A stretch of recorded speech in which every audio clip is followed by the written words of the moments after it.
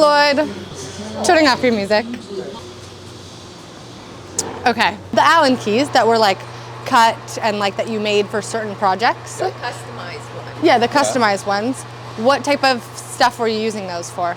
Different manufacturers have different setups for their units. Like an example is that large Rexroth unit there. Okay. They have a bolt inside the suction port to keep the port end cover on. Sometimes a standard Allen key will not fit in there. The manufacturers may have special tools.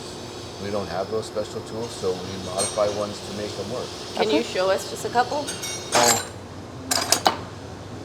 that's modified. It's been cut down. That one's been cut down. That one's been cut down.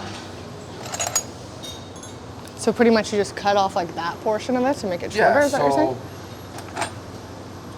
You know, it's... Gotcha, okay. So it fits in there, whereas this one wouldn't fit in there. Other times it could be that you make this one because there could be multiple things behind it. So if you can get into it, get a bolt out, you can pull the whole assembly off to get to something that you want to get to and save you from taking apart everything else. Okay. These ones here, I don't know what their actual name is, but they're like a low profile actual type of this. They also have the ball on the end so you can get in at a different angles and everything else. Yeah. The only problem with these is anybody who's used Allen keys for a long time knows that if you get the ball in there and you snap it off, it's a pain in the ass to get out. I mean, you can't just use a magnet or something? No, because a lot of times the metal will actually distort, so it'll actually... It gets stuck there. Yeah. So you actually have to, if it wasn't broken, to get the bolt off, you always have to tighten it slightly to get the... People were interested in, they said like, you know, you do a lot of cool things here, you're very knowledgeable. Like, what's your shop at home like? My shop at Or like, home? what do you do? Like, do you do like cool projects or anything at home? Not really. No? No. You'll fix the lawnmower if it breaks. Anything that anybody I know has broken, I'll go to fix it. Whether it's lawnmower, grandkids' toys, anything else, or I just handy. Yeah. You don't have a motorcycle or a cool car at home. No. Been renovating the house for the last year. That's about it. That's fun. Okay. Not really anything. I have a newer truck, so I don't have to work on that. Don't have a bike. Don't have a boat. Don't have anything really, right? So I got a trailer, but I go camping. That's it. That's always fun. I got a garage that I can do anything in. It's just I really don't want to do anything after I work all day. Yeah. That's very relatable. All right, thank you. Is this the valve bank you were working on? No, this is a new one. I just got this yesterday. Okay.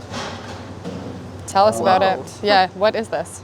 I don't know exactly what it's off of, but I know that it's for a company that drills or does some mining. So I know that it goes like 3 miles into the earth. Oh wow. This actual part? Yeah. It's on a piece of machinery that's, I don't know what it's for exactly. I was told I got to take extra care because we don't want to send it 3 miles into the earth and then have something go wrong with it. So got to make sure everything's nice and clean. And was it leaking or something? Yeah, so we'll show you the original issue. It's a little bit hard to tell, but right on that top there, there's actually a crack.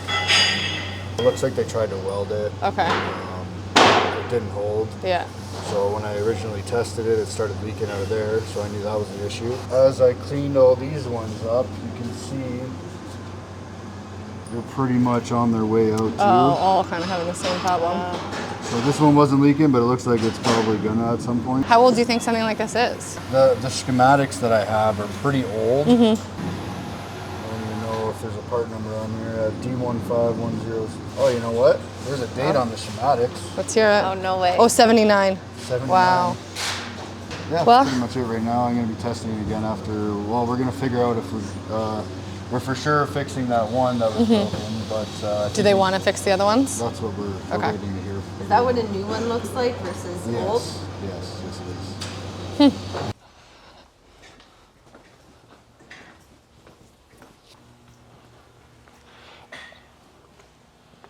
We got the 2 Cardex machines installed.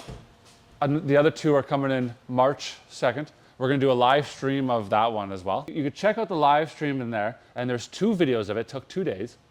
And we're going to set up here, but this time we're going to be able to see inside the machine as they assemble. And so the idea is that there's a pod of them. The trays can come down, all 4 trays, and then while you're done picking this one, you can bring the next tray down, you move to this one, pick this one here. So it's much more efficient. Gotcha. Takes about a quarter of the time. We're just starting to get a shop set up here. We got some builds going on here. It's going to be pretty intense. There's going to be a lot of machining that's happening here. What type of stuff are we building? It's going to be gear pumps, a lot of gear pump stuff. Build pumps? Pretty much build pumps. They have different kinds of shafts in them, different compensators, different rear adapters. So it's usually we have something in stock that's just a little different from what the customer needs.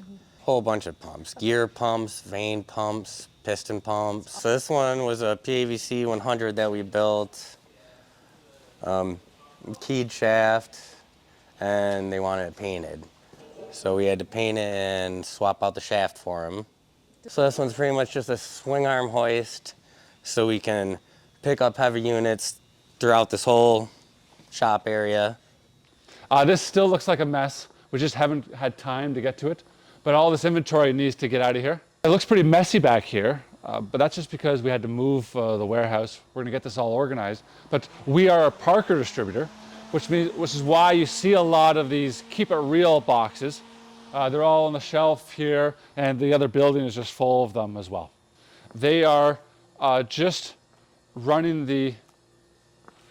this test stand, doing training on it, not test stand, on this water jet. They're just doing training on it today. What do we do with the machine? Like, what are we cutting? Well, this cuts, we put plates of steel on here. So right now we have just small plates, but we normally put an 8x4, which is also small, but not as small. And we would cut these as per a profile for the attachments. So those are the rakes, rippers, buckets. A water jet doesn't just cut with water. It uses an abrasive, or if you need it, which for steel you would. As you can see, it has that almost like a crystal structure to it, so it's not just sand. So these items here just came in. Those are boxes. We were looking for these. Yeah, we're going to start taking them apart. They were a surplus buy. I know what's inside of them, but nobody else does. But we're going to see. It's all good stuff, though. Ooh, that is a lot of stuff. It's all Parker, because we are a Parker distributor, and we're probably the largest stocking Parker distributor in the world. So what is all this stuff? Looks like here, so we have cam rings. So these would be vane cam rings. These are inside that cartridge, and they determine the, these are motor, oh, this is a pump. It determines the flow. Looks like we got quite a bit of cam rings, but those are worth a lot of money. What are these? Seals, shaft seals. Gear pumps. Yeah, for a 30 series. So cast iron. We're holding that.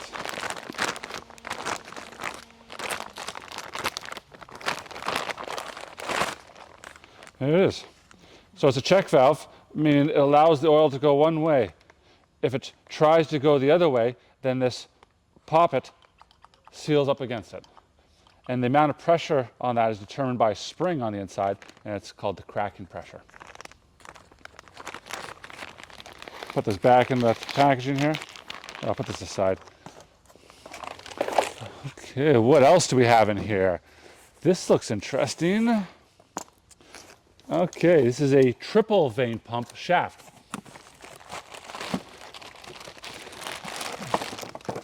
For the Parker stuff, this is made in France. And you could tell it's a triple by the the 3 splines for each cartridge. You just have to be careful. Sometimes this is a through drive, so a rear pump, and it's not actually this pump on there.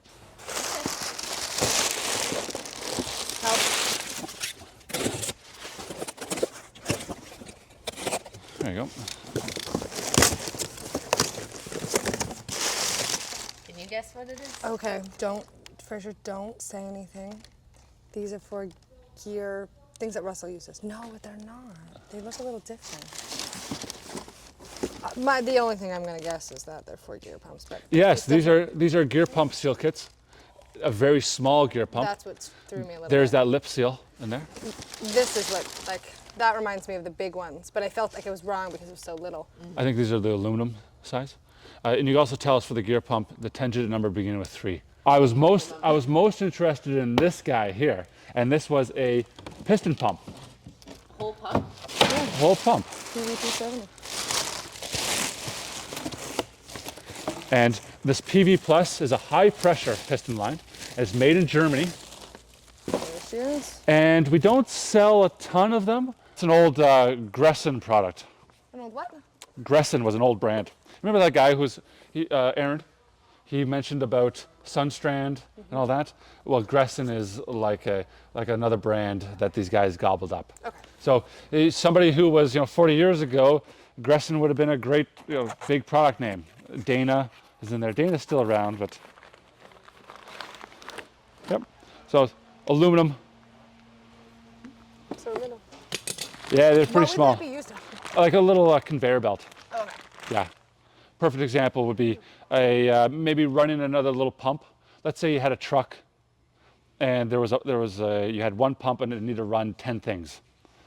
You could just run a hydraulic line to it, and now you got a motor wherever you want it. A very powerful motor too.